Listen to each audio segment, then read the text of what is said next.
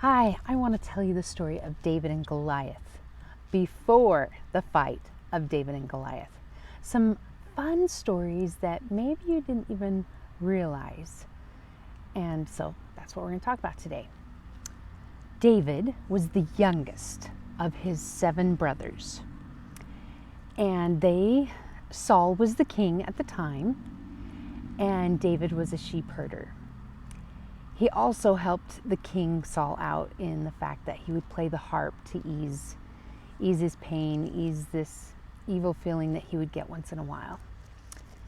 And so David's out there watching the sheep and taking care of them for his dad.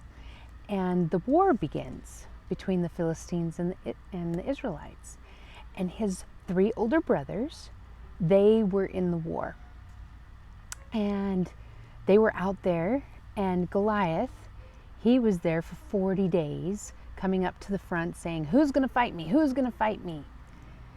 And sometimes when they were having wars back then, they would all fight and kill each other.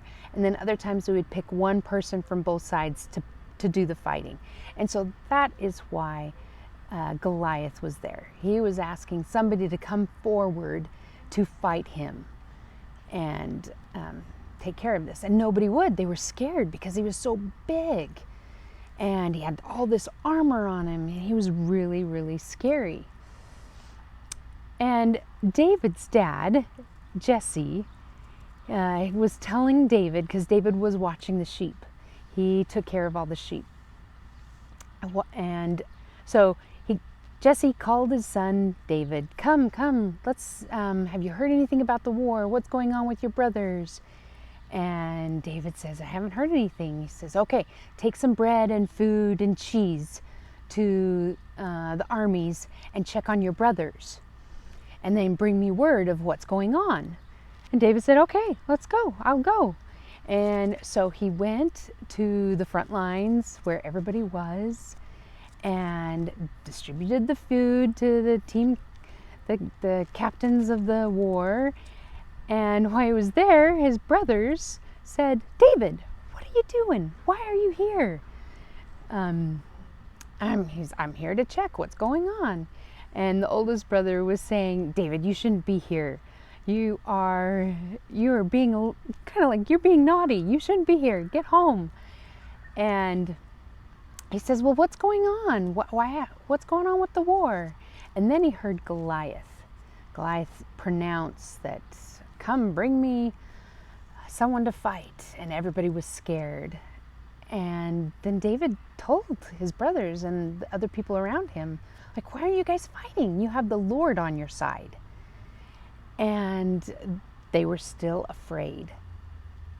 And so some of the people there went and told Saul, the king, that David was saying that, hey, we have the Lord on our side. And so Saul said, bring the young lad to me.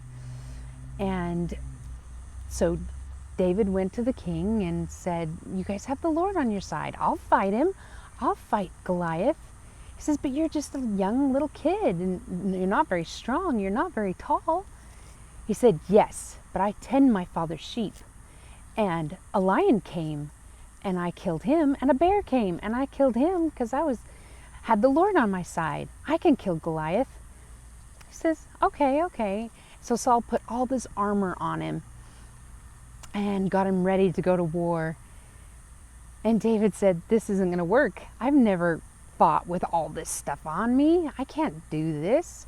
I haven't proved this system. I know what I know, that all I need are these stones and my staff and my slingshot, and let me go. And so he took all the armor off and he went towards the front line. And when he got there, Goliath, he said, who am I? Am I a dog? You bring this little chap to me to fight me? I am way better than this. I'll kill this kid and leave him out for him to be devoured. And then David said, no, I will kill you, Goliath, and let you be devoured by the birds of the air and the beast of the land. I will kill you because I have the Lord on my side, and you will see that the Lord is with me. And so Goliath said, sure, bring it on, bring it on. And so as soon as Goliath says, let's go, David charged. He went forward. He went fast towards Goliath, grabbed his rock, slung the rock, hit him in the forehead. He face planted it, and he died. And when David got over to Goliath, he didn't have a sword or anything, so he took Goliath's swords out of his holder and chopped off his head, and he won. And the Philistines were quite afraid because they had seen this happen, and they knew that he was there for the Lord. And so they ran, and the Israelites, they were after him, and they won the war, and that's the story.